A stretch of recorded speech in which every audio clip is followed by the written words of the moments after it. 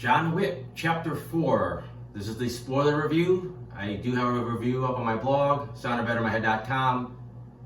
It's got no spoilers. It's intentionally vague, so I really didn't get to say much about what I thought of the film in that review the way I would like to say it, because I could talk about the spoilers. Not that there's any super major ones except for like the ending, but I ended up giving this a 3 out of 5. All the John Wick films so far have had fantastic action sequences, and they always seem to improve on them. There's some interesting characters. I think they get a little too heavy with the lore, especially the second and third movie. Like, just I don't know what's going on half the time. They kind of like expect you to play catch up without really explaining like who these groups are and how they're connected and what the rules are. I don't think it's as bad this time around. I think it's a little bit more straightforward. They still got the crazy lore, but I think it's explained a little bit better. It's not really going over your head as much. This movie's pretty long. It's just a little under 3 hours. It gets off to a little bit of a slow start. Like, it takes a while before you get to that first action sequence, and that's just okay. It really kind of plays up on some of the stuff we saw from the last film. You know, you got the guys with these helmets on that you can't just shoot them in the head now. You got to find a creative way to shoot them. So there was a continuation of that. You know, you had a few more Asian-style weapons because it was taking place in Japan. You know, a lot more bow and arrows and all that kind of stuff, nunchucks. But it really wasn't that blowing me. It didn't really blow me away that much. You know, Keanu Reeves is still at the top of his game, but he's definitely he doesn't have doesn't have the full pep in his step. Like, he moves a little slow sometimes with some of his takedowns. But you know, it still works. You introduced Donnie Yen in this film. He had an interesting character. Didn't quite blow me away. But his action stuff is phenomenal. His stuff is on his whole level. Everything is so crisp. And once again, like Rogue One, he's now playing a blind warrior, and that's fine. It doesn't really add or subtract that much to it, him being like blind. You know, there's a few cool bits with it, but and then there's another long stretch before he gets some action scenes again. You know, and there's no hardcore plot at this point. Like, John Wick doesn't seem to have a goal. Like, first it seems like he's got a plan. He kills the elder above the table. Like he's got some kind of plan on what he's doing. And he doesn't seem to have any clue. That was just, I'm just gonna go shoot this guy and call it a day. That was his big revenge tour. And just, I guess, kill anyone else that like he thinks, you know, is important. But finally they start laying the plot down and what he has to do to, you know, get out of this mess.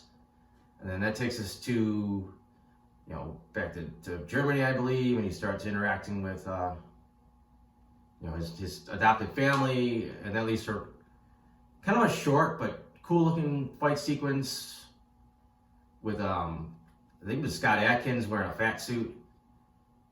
And I said it was a little short, but it was pretty cool. It was really,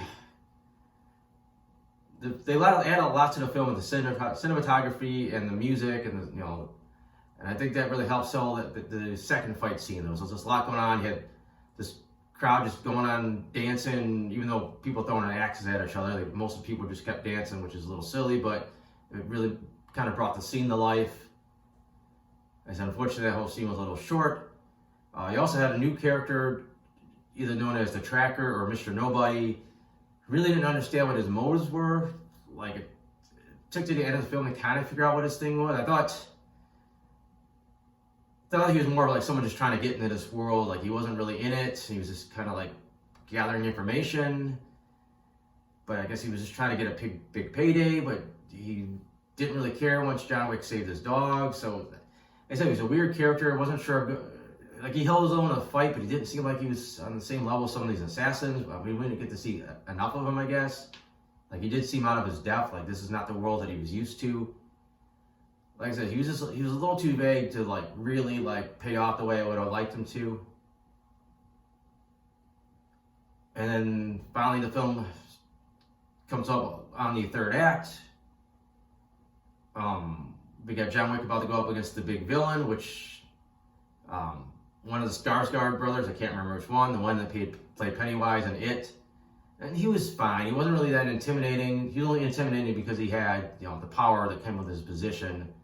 But it looked like he really, someone you could probably kick his ass in a fight. I couldn't, but any of these other assassins could. So it wasn't really that physically intimidating.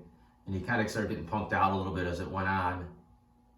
But everything led to this big third act, which this is where the fight scenes and the action scenes really like stepped it up again. The whole fighting between the cars in the street was pretty cool, which also involved John Wick driving the doorless car around, shooting at people, and riding motorcycles. And then they had this awesome whole sequence inside like an abandoned house that was all shot from overhead. And you got a lot of gunplay. You got this new gun with these explosive rounds that he's shooting everybody with, and the whole thing looked really cool. The tracker had his dog, which we've already seen someone with the attack dog, in the previous film, so it didn't really add that much to it. And there were points it didn't look real. I don't know if they had CGI dog at some point, or just something about the way they shot it didn't look that real. So it just didn't quite sell it the way it should have. But just the whole sequence, I thought the whole overhead thing was really cool. And you had to go up the stairs, which was like pretty cool. Pretty insane, him getting knocked all the way back down the steps again and having to start over. They definitely start bending believability quite a bit. I mean, they did it a little bit in the first couple films, but here, like Kevlar suit or not, like some of the falls that John Wick takes should have had him down for the count. I mean, he jumped out the window and he fell a couple stories. He hit the top of a van, dented the shit out of it, hit the concrete, and then he just kind of shook it off. And like, there's a few other shot times where it's like, all right, he should be down for the count, and he's like, he's fine. Which kind of leads to the ending. You had the big duel between him and Kane, the blind, I guess we'll still call him a blind swordsman. Didn't know what to root for there, because it's like Kane's his buddy, so you kind of didn't want to see him die, but obviously you didn't want to see John Wick die. I thought it was a great payoff how he suckered Skarsgård's character in. He never shot his third shot, so when he tried to finish him off, John Wick was able to kill him, which I thought was really cool.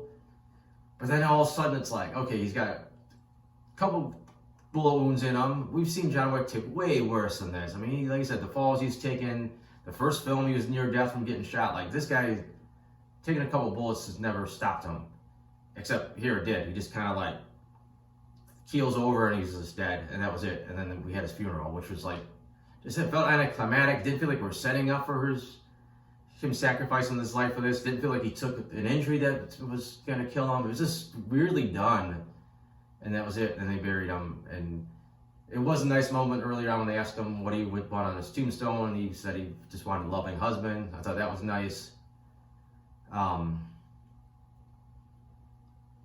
And that was it. I mean, the only thing his death really did, because he almost died a million times in the film. So it's like, the only thing his death really did was get rid of some jackass that was kind of running the show. And it got Winston his hotel back, and it also got Kane freed from his obligations. But I did miss the post-credit scene. I read there was one as I was leaving. I decided not to come back and see it. But it looked like someone was trying to get the daughter of the hotel owner in Osaka. Looked like she wanted to deserve vengeance against him for killing her dad. So John Wick really didn't really get him off the hook, because it looked like you have to either fight this girl or either kill her or get killed by her, one of the two. So to be honest, I think that's the gist of it. Like I said, it was a little too long. I thought the plot took a while to like really come into focus.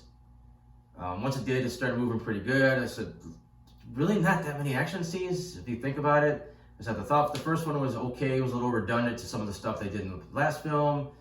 The second bigger one was a little too short, but it was really stylized. The last one was stylized and it had a lot of really cool stuff. Again, good, interesting musical choices. A lot of the camera angles, a lot of the cinematography they used.